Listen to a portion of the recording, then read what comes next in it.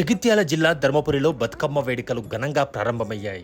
తెలంగాణ సంస్కృతి సాంప్రదాయాలకు బతుకమ్మ ప్రతీక కాగా ప్రకృతిని ఆరాధిస్తూ అనుబంధాలను గుర్తు చేస్తూ సాగే పూల ఉత్సవం మొదటి రోజున ఆడపడుచులు ఎంగిలిపూల బతుకమ్మ వేడుకలను సంబరంగా జరుపుకున్నారు. పితృ అమావాస్య నుండి ఎంగిలిపూల బతుకమ్మతో ప్రారంభమై 9 రోజుల పాటు కొనసాగి సద్దుల బతుకమ్మతో వేడుకలు ముగియనుండగా 9 రోజుల పాటు మహిళలు ప్రకృతిలో దొరికే రకరకాల పూలతో బతుకమ్మలను పేర్చి ఆడి పాడి అత్యంత భక్తి శ్రద్ధలతో గౌరీదేవిని పూజించి అందరూ సుఖశాంతులతో ఉండాలని కోరుకునే పండగగా నిలుస్తుండగా ఉత్సవాల్లో మొదటి రోజు ధర్మపురి క్షేత్రంలో ఎంగిలిపూల బతుకమ్మ వేడుకలకు మహిళలు భారీగా హాజరయ్యారు. సంబరాల్లో చిన్న పెద్ద తేడా లేకుండా మహిళలు బతుకమ్మ ఆటపాటలతో సందడి చేశారు. ముఖ్యంగా కోనేరు వీధిలో బతుకమ్మ వేడుకలు ఘనంగా జరిగాయి. అనంతరం మహిళలు బతుకమ్మలను నిమజ్జనం చేశారు. అందరికీ మహాలయ అమావాస్య మరియు ఎంగిలి పూల బతుకమ్మ శుభాకాంక్షలు.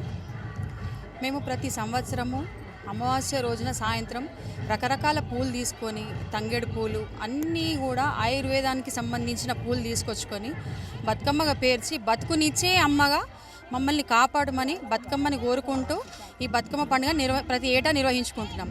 ప్రతిరోజు ఒక్కొక్క రోజు ఈ మొదటి రోజు ఎంగిలిపూల బతుకమ్మ, రెండో రోజు ఇట్లా అన్నట్టుగా 9 రోజులు 9 రకాల బతుకమ్మలతోని ఈ బతుకమ్మ పండుగ నిర్వహించుకుంటున్నాం.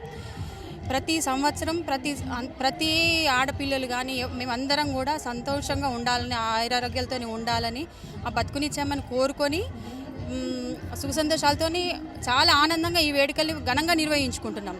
ప్రతి సంవత్సరము మొదటి రోజు ఈ కోనేరులో ధర్మపురి పుష్కరిణిలో చాలా ఘనంగా నిర్వహించుకుంటూ ఆనందోత్సవాలతో ఉంటున్నాం.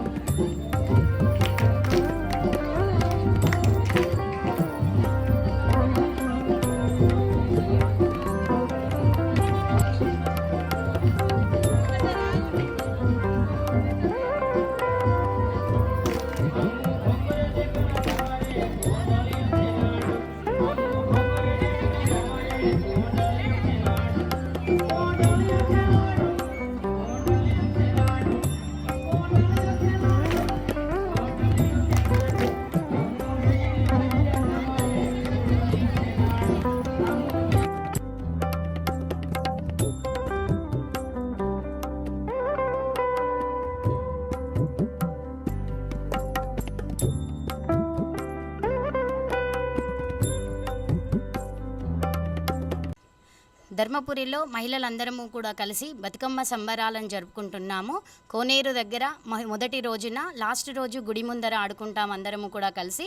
ఈ 9 రోజుల బతుకమ్మ మొదటి రోజు ఎంగిలిపూల బతుకమ్మ, రెండో రోజు అటుకుల బతుకమ్మ, మూడో రోజు ముద్దపప్పు బతుకమ్మ, 4వ రోజు నానబియ్యం బతుకమ్మ, 5వ రోజు అట్ల బతుకమ్మ, 6వ రోజు అలిగిన బతుకమ్మ, 7వ రోజు వేపకాయల బతుకమ్మ, 8వ రోజు వెన్న ముద్దల బతుకమ్మ, 9వ రోజు సద్దుల బతుకమ్మ అని 9 రోజులు 9 రకాల పూలతోటి 9 రకాల నైవేద్యాలతోటి అమ్మవారిని వేడుకుంటాము.